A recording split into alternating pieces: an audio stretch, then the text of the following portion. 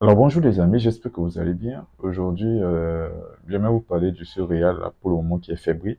Parce que depuis, à chaque fois qu'on joue contre les équipes qui jouent vraiment au football, on a vraiment du mal. Donc du coup, pour le moment, le Real Madrid, on n'est pas serein. En tout cas, nous, en tant que supporters, on n'est pas serein. C'est vrai que Mbappé claque des buts, ainsi de suite, une connexion entre Arda Güler, mais on sait que Arda Güler n'a pas l'intensité pour jouer certains matchs, comme par exemple jouer face à Liverpool, face à Arsenal, face à PSG, ainsi de suite.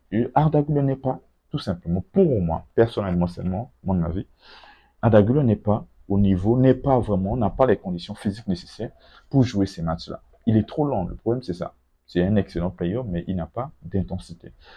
Et donc, du coup, je me demande comment est-ce que nous, on va faire, surtout Xabi Alonso, comment est-ce qu'il va faire. Et là, avec les retours de Camavinga, ainsi de suite, ces gens-là, de Jude Bellingham, je pense que les choses peuvent aller mieux. Mais après, bon, il y a encore toujours des blessures tout le temps, tout le temps.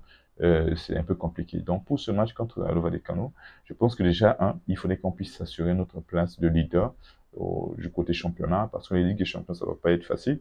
Donc, déjà, il faudrait qu'on puisse s'assurer qu'on puisse prendre les 3 points, parce qu'on espère que le Barça va faire ce qu'on appelle un faux pas là-bas sur son prochain match. Donc, ce match contre le Rayo, j'espère que vraiment ça va être un match qui va vraiment relancer cette équipe-là.